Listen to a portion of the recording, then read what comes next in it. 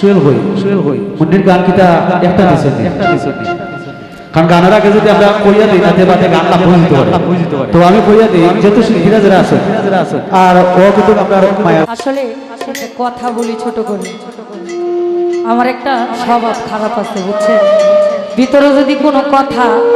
নাড়াচাড়া করে এটা যতক্ষণ মুখ দিয়ে বাইর না হইব এতক্ষণ আমার অনেক অশান্তি লাগে তো একটা কথা হইলো কি আমাদের এই যে এখানে আছি এখানে শত শত মানুষ এটির মধ্যে আছে না কিছু মানুষ আছি বুঝছেন জীবনও আপনার সাথে আমার সম্পর্কটা ভালো দেখতে পারবে না এরা রাতের ঘুম হারাম হয়ে জায়গা যদি আপনার সাথে আমার ভালো সম্পর্ক দেখে ঠিক আছে এরকম ইবলিশ কিছু শয়তান আছে আমাদের এই সব মাঝখানে গিরগিটির মতো এরা খালি রং বদলায় আমার সাথে আমার কথা আমার বিপরীত জনের সাথে বিপরীত কথা এই ইবলিশ শয়তানটি দেখবেন আবার একটা ঠ্যাং কবরও গিয়া লইছে একটা ঠ্যাং কবরও গিয়া লইছে তারপরও এই শয়তান নাগিরি ছাড়ে না আমার চোখে দেখা 15 বছরে বহুত ইবলিশ কিন্তু কবরও গেছে বুঝছেন তো আমি মাঝে মধ্যে শুয়ে ভাবি যে ইবলিশগুলির আমি দেখছি জীবনে যে এইরকম গিরিঙ্গিগিরি করছে নাই জানি আর কবরের মধ্যে আল্লাহ কি করতেছে বুঝছেন তো সবসময় মৃত্যুর চিন্তা করবেন এমনি যে পাপ করতেছি এই পাপের তো সীমা নাই তো গিরিঙ্গিবাজি ছাইরা ভালো হয়ে যান না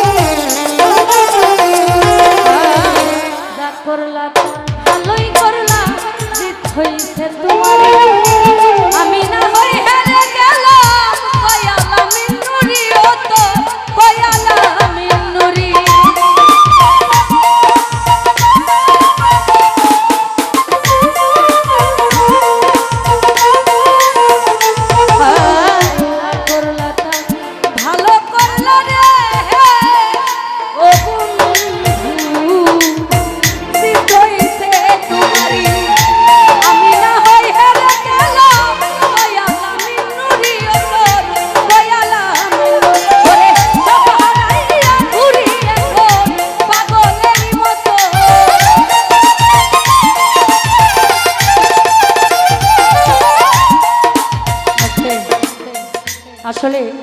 কথা বলি ছোট করে আমার একটা স্বভাব খারাপ আছে বুঝছেন ভিতরে যদি কোনো কথা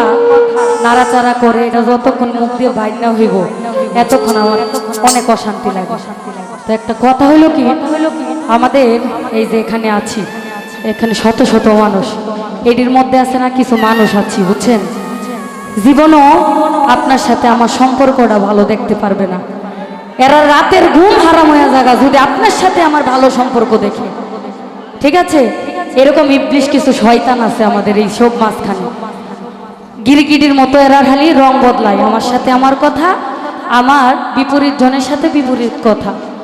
এই ইবলিশ শয়তানটি দেখবেন আবার একটা ঠ্যাং কবরও গিয়া লইছে একটা ঠ্যাং কবরও গিয়া লইছে তারপরও এই শয়তান নাগিরি ছাড়ে না আমার চোখে দেখা 15 বছরে বহুত ইবলিশ কিন্তু কবরও গেছে বুঝছেন তো আমি মাঝে মধ্যে শুয়ে ভাবি যে ইবলিশগুলির আমি দেখছি জীবনে যে এইরকম গিরিঙ্গিগিরি করছে নাই জানি আর কবরের মধ্যে আল্লাহ কি করতেছে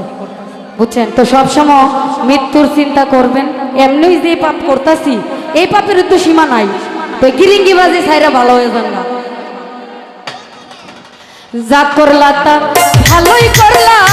হইছে তোমারই